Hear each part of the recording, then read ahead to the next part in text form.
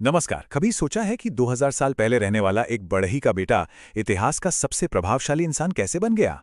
आज हम ईसा मसीह के जीवन, उनकी शिक्षाओं और उनकी कभी न मिटने वाली विरासत की गहराई में उतरेंगे। तो हाँ, सवाल यही है कि असल में नाज़रत का यीशु कौन था? क्या वो सिर्फ एक महान शिक्षक थे, एक क्रांतिकारी, या कुछ और? चलिए इसी सवाल के जवाब की तलाश में आगे बढ़ते हैं, जहां हम ऐतिहासिक सच और गहरे आध्यात्मिक पहलुओं दोनों को देखेंगे। तो चलिए सबसे पहले इतिहास के पन्नों को पलटते हैं। किस्से कहानियों से अलग एक बात तो साफ है, और ज्यादातर इतिहासकार भी मानते हैं कि नासरत का यीशु एक असल ऐतिहासिक व्यक्ति था, जो आज से लगभग 2000 साल पहले रोमन साम्राज्य के यहूदिया प्रांत में रहता था। उनकी कहानी की शुरुआत बड़े ही साधारण थी। बाइबल बताती है कि उनका जन्म बेथलेहम में हुआ, बहुत ही मामूली हालात में। उनका बचपन नासरत शहर में बीता, जहां उन्होंने अपने पिता यूसुफ के साथ बढ़ई का काम सीखा। सच कहूं तो ऐसी शुरुआत देखकर कोई अंदाजा भी नहीं लगा सकता था कि उनका भविष्य कितना असाधारण होने वाला है। उनके शुरुआती जीवन में कुछ बहुत ही अहम मोड़ आए। जन्म के ठीक बाद परिवार को राजा हेरोदस से बचने के लिए मिस्र भागना पड़ा। फिर जब वो सिर्फ 12 साल के थे तो यरूशलेम के मंदिर में अपने ज्ञान से बड़े बड़े धर्मगुरुओं को हैरान कर दिया। और फिर लगभग 30 साल की उम्र में बपतिस्मा लेने के बाद उन्होंने उस मिशन की शुरुआत की जिसने दुनिया का इतिहास ही बदल दिया। तो आखिर ऐसा क्या था जिसने एक बढ़ई को इतना असाधारण बना दिया?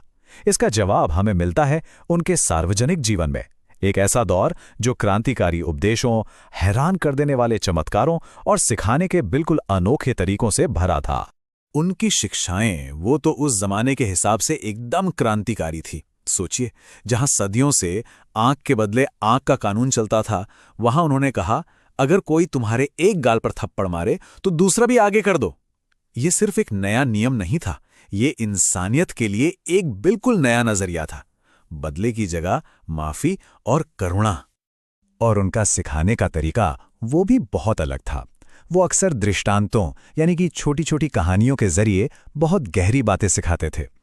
अच्छा सामरी की कहानी बताती है कि हमारा असली पड़ोसी कौन है, और उड़ाऊ पुत्र की कहानी माफी की ताकत दिखाती है। ये वो कहानियां हैं जो आज भी करोड़ों लोगों को रास्ता दिखाती हैं।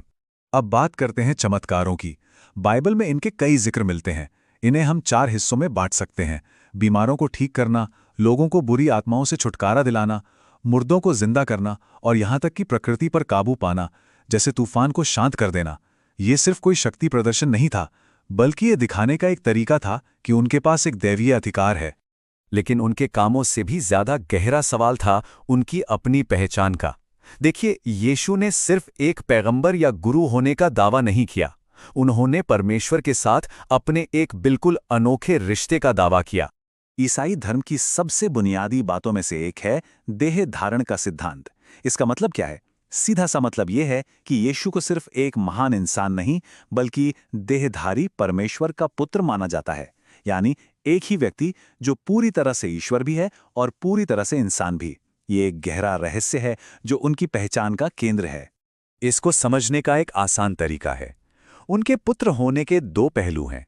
एक है उन्होंने क्या किया, मतलब मसीहा के तौर पर उनका काम, और दूसरा, ज्यादा जरूरी, वो असल में कौन थे, यानी अनंत काल से ही परमेश्वर के पुत्र।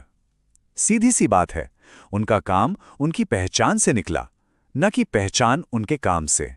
और ये बात खुद यीशु ने कही थी। उन्होंने दावा किया कि सिर्फ वही पिता को पूरी तरह से जानते हैं, और सिर्फ पिता ही उन्हें पूरी तरह से जानते हैं। ये किसी आम नबी या इंसान की बात नहीं थी। ये तो ईश्वर के साथ एक बेहद खास और बराबरी के रिश्ते का दावा था। तो अब सवाल उठता है, इस अद्वितीय पहचान का मकसद क्या था? और इसका जवाब हमें मिलता है उनके जीवन के सबसे अहम और आखिरी पड़ाव पर, यानी क्रूज पर उनका बलिदान। ईसाई धर्म के मुताबिक यह सिर्फ एक दुखद अंत नहीं था, बल्कि इंसानियत को बचाने की पूरी योजना का केंद्र था। इस बलिदान के पीछे जो थियोलॉजी है उसे दंडात्मक प्रतिस्थापन कहते हैं। सुनने में थोड़ा मुश्किल लगता है ना, पर चलिए इसे आसान भाषा में समझते हैं। पहला कदम, इंसानियत के पाप उसे एक न्यायी परमेश्वर से दूर कर देते हैं। दूसरा, न्याय की मांग है कि पाप की सजा मिले। तीसरा, यीशु जो ईश्वर और इंसान दोनों हैं, वो सजा खुद अपने ऊपर ले लेते हैं। और चौथा, जो भी इस पर विश्वास करता है उसकी कीमत चुका दी जाती है। तो क्या ये बलिदान जरूरी था? इस सोच के मुताबिक हाँ, बिल्कुल जरूरी था। तर्क यह है कि परमेश्वर पूरी तरह से न्यायी है और वो अपने न्याय के उसूलों से समझौता नहीं कर सकता। पाप की कीमत चुकानी ही थी और अपने प्रेम के कारण परमेश्वर ने खुद अपने पुत्र के रूप में वो कीमत चुकाई। एक बहुत ही खूबसूरत लाइन है जो इस पूरे विचार को समेट देती है। यानी ये न्याय और प्रेम की लड़ाई नहीं थी, बल्कि ये एक ऐसा पल था जहां परमेश्वर के प्रेम ने खुद ही अपने न्याय की शर्त पूरी कर दी। तो हमने उनके जीवन, पहचान और बलिदान को समझा। अब आखिर में बात करते हैं उनकी विरासत की, एक ऐसी विरासत जो आज भी जिंदा है और दुनिया भर में संस्कृतियों, विश्वासों और अनगिनत जिंदगियों को प्रभावित कर रही है। तो सवाल फिर वही है, इन सारी बातों का, इस पूरी कहानी का मतलब क्या है? इसका आज क्या महत्व है? सीधे शब्दों में कहें तो यीशु का जीवन, मृत्यु और पुनरुत्थान यही ईसाई धर्म की बुनियाद है। उनकी कहानी दुनिया के सबसे बड़े धर्म का केंद्र बन गई। इसीलिए उनके अनुयायी उन्हें सिर्फ एक गुरु नहीं, बल्कि एक उद्धारकर्ता, एक मुक्तिदाता और ईश्वर और इंसान के बीच का पुल मानते हैं।